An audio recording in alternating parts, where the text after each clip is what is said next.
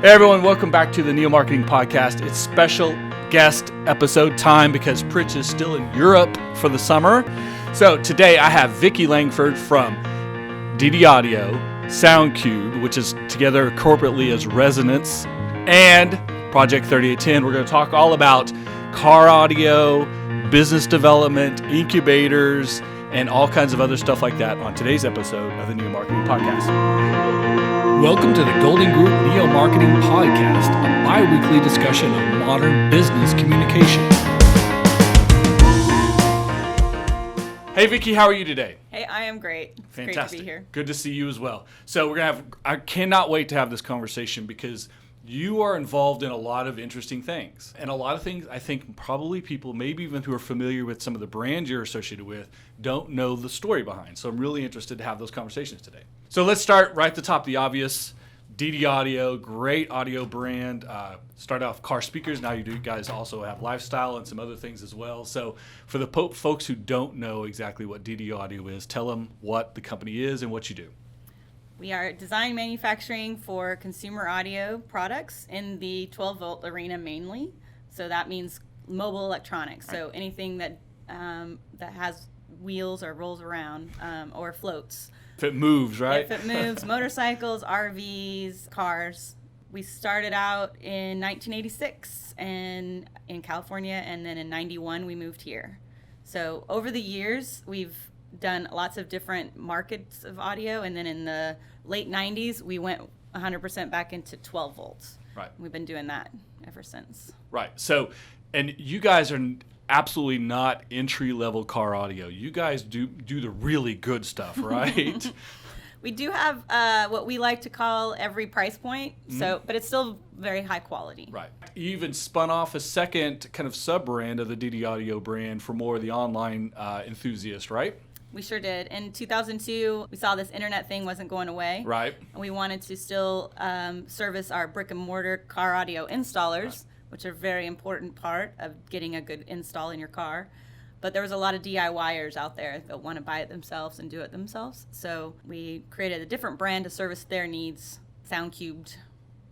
Soundqubed is awesome. I know all the guys that are at Soundqubed are cool, really cool dudes. Let's talk about, though, your structure of how DD Audio sells their components through a dealer network to the consumer, because it's not directly to consumers, through a dealer network. Yep.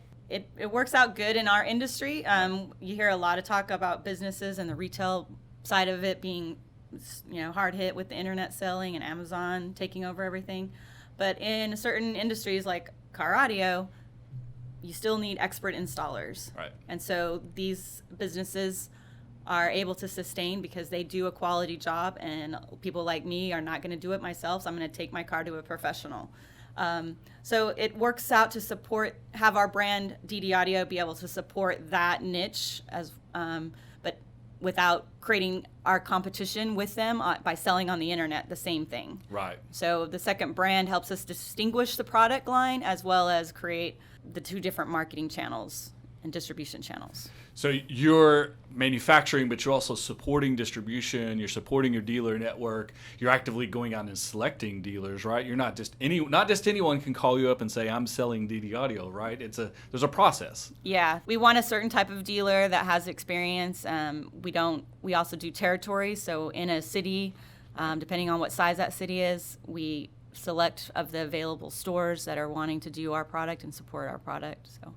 One of the things we talk about on this podcast a lot is the idea that everyone isn't your customer, and that you need to be specialized and specific and really dialing into niche audiences. And this is essentially what DD Audio is doing by selecting the dealers, not just letting anyone who signs up do it, but make sure that the right dealer, the right installer, the quality level, etc., and then understanding that a certain segment of the audience just won't or can't afford to come and have it done professionally and done correctly, and, right. and they're, like you say, they're going to shop online, or they're just going to go to a big box retailer and buy the cheapest thing they can find, right? Which is essentially not your audience. Correct. And that was a very specific thought process for you, right? To make sure it happened in that way. Yeah, I think in looking back on it, you can definitely see that it was specific. At the time, I feel like it was a little more organic. also realizing that there was enough business to support that lane, and we could distinguish ourselves when all of our competition, the bigger, name brands, were selling on the internet and still maintaining the dealers, and they were competing with themselves, and the dealers were getting frustrated with losing. That's hard to manage, right? Yes. So we saw that we could distinguish ourselves Yeah. among those bigger ones by offering exclusivity and telling them we're not going to sell on the internet. So we've been able to maintain that, and that's helped us grow and earn accounts when they get tired of competing with Amazon and the other brands that are on there. So you made conscious and organic decisions to run your business in a very specific way, understanding that there would be certain price points you won't meet, and that's fine. And then there's probably the other end of the spectrum, right? There's some custom stuff that is so super specific that you probably say no to as well, right? But finding that sweet spot that makes sense for you and for your business. Yeah, definitely. More people need to do that. Too many people try to get 100% of the market, and they need to pay attention to more focus in my professional opinion. I definitely agree. Right. So I'm a big fan. We talk all the time, and folks, if you watch the show, I wear the DDIO headphones all the time on this podcast and on my personal podcast on the Saturday Morning Hustle, because I do love how these guys sound. I can't wait to try out the wireless version, noise canceling wireless version. But I also just recently upgraded the stock system to a complete DD audio system in my Chevy Silverado. And it's been amazing, the difference, the quality, the not just the volume, but the sonic impact, actually. Yeah. The psychoacoustics that come with feeling bass versus just hearing some bass. Yeah. The frequency level, and even using the app, the actual smartphone app to control the EQ, crossover points. It's an amazing system that I think most people don't even realize that they can have this much control over the quality of their sound in their vehicles. Yeah. Thank you. I don't know what else to say. When it comes to that, when it comes to you're making quality components and you're doing great work and you know who your audience is, at what point internally did you say to yourself, not only do we need to make things hard components that are in vehicles, but software to make a phone app that goes with it? Is it just part of along with the times, or how did that happen? Definitely, it's a changing that's occurring in the vehicles themselves. Oh, right. Nobody's head unit market has gone away in newer cars. People aren't changing out their head units, and so you have to create products that integrate with that. Right. And so in these integration products, you need software to control them. Right. So it just kind of went hand in hand with that. So essentially, the market demanded it, and you met the challenge. Another thing we talk about on this podcast all the time. Let the market tell you where to go. Right? It dictates right where you're going. You can't force what you want to do on the market. It comes the other way, right? Yes, and I do need to say that I am not the technical developer of our company. So everything that I know is through osmosis. But it is very important to make sure that you stand out and that you distinguish yourself in that competitive landscape. Right. And that's something that we definitely do. And Vicki Langford, the designer and CEO, he is a stickler about quality and making sure that we're doing something that's giving the consumer more than they want, more than they even know they want. And figuring out what that is a challenge sometimes. But another thing we talk about. Yeah, another thing we talk about, right? If you're going to set expectations, you have to meet them. Too many people want their marketing to be we're the best ever, and if you can't meet those expectations, then you almost create a backlash from your consumer, right? Yes, definitely. You lose momentum, you lose trust if you can't follow it up. So, I've definitely witnessed that as well. So for the last so many years that you've been running DD Audio as part of the leadership team over there, and making decisions that have built this company into what it is today, you've learned a lot of good business lessons. You have a lot of experience, and then you had the opportunity to buy the building next door to DD Audio and create Project 3810, which is an office and a co-work space and an industrial space and now a incubator. Yeah. Right. So certified. How did that happen? Give us the 1 minute version of how Project 3810 happened. When we moved into the building next door for our main audio company, this building was still vacant. We knew the realtor, and he kept kind of keeping us updated on what was happening with it. It was definitely a huge investment, a risk to buy a piece of property that we didn't specifically have a need for, but in knowing that as a startup way back in the day, and that there are a lot of mechanisms for startups to get assistance through the state and cities.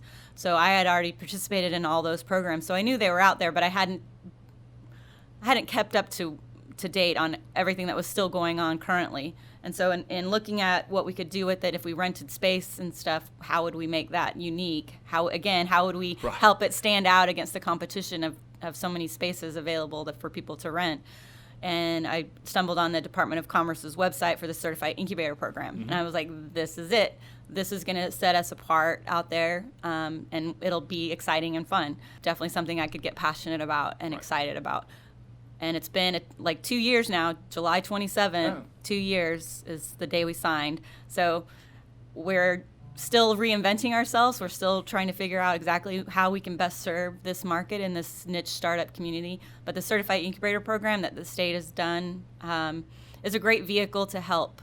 So they just amended it, I guess, for 10 years now of no state income tax. Right, So if you graduate from a certified incubator program. Yeah, Right. and we are one of the few in the state that are not associated with the government career tech. Okay, right. So we are private, and we are also for profit. So one of our longer term goals is to figure out really how we can take that and marry up that business incubator with the investment stage that companies need. So which is absolutely essential. We need more of in Oklahoma is investor opportunities and connecting investors with startups and our early stage businesses, right? Right. Funding is probably the number one hurdle to startups in Oklahoma. It's easy for real estate and oil and natural gas, and a little bit more now biomedical and aerospace because those industries have taken off. But other industries, and they were specifically targeted, right? And it took a long time, but because they were specifically targeted to get assistance and help, right? Now we see the fruits of that. And we just need to do it with some other sectors. Yes. And we definitely need more private entities doing it. And I agree. I think there's always going to be a cooperation between state and local government and Absolutely. things like that, just because that's essential. But private individuals or groups putting their money where their mouth is and investing in creating ecospheres for startups. Well, for a property owner or a property manager, I drive around and I see commercial buildings and I see commercial properties that are advertising space for lease, and I'm like, you guys should be an incubator. You guys should be an incubator. It's not that difficult. It doesn't take that many extra resources, but it provides an opportunity for these businesses to get that tax benefit. It's a different way of thinking. We need more right? of them. They're Yes. stopping at the idea of just renting space, which is Exactly. how we've been doing business forever, right? But there are new ways to do business, right? And this is one of the ways, if you change your attitude and approach, you can Yes. create a profitable business out of the last year has been sitting empty, right? Yeah. There you go. And it's working for the state. That's why they extended it from Right. 5 years to 10 years. So it's working for the state. It's working for everyone if they approach it right. Yes. Interesting enough, right? So, so you are on both ends of the spectrum. You have an established business, doing well, growing, and moving in great ways, but it has been around for a long time. Great structure underneath it, and then working in the startup space with your own startup. You're less than 2 years. You're still a startup, and working with businesses and startups within the space. Yeah. Leasing offices, using the co-working space, obviously too. Plus, you have this industrial space that is very different and unique for Project 3810 than a typical co-working space, Right. having actual warehouse and industrial space attached to it. Yeah, we are zoned I2, so we can do that heavy duty manufacturing. Right. So as we get it's harder to see the landscape for startups in that manufacturing space and or product-based business space. Sometimes the challenges are just different. Yeah. But this space is something that we really are trying to help in that, figure that out. Right. I don't know. And again, because there isn't that scenario in Oklahoma City or in Oklahoma in general, we need it. And so thank goodness it's here. And that you're looking to make it beneficial for everyone. I mean, I've learned a lot in these last 2 years, Right. and it's just the beginning as far as how we want to grow Project 3810 to serve this ecosystem, Right. as well as what it might look like in the future. And then last, you have beer. We as part of the incubator program, we have partnered with the company that's doing a new brewery on site. Right. So it's called Broke Brewing Company. And Michael Groshong, he's our brewmaster in that entity. We're probably looking at a fall, October, time frame to open, but it's really exciting. Wow. So a brewing and tap room in a co-work space with offices in an industrial space that sat empty for years. That's a great change. The dynamics are completely different. This neighborhood, I think. Right. Yeah. For sure.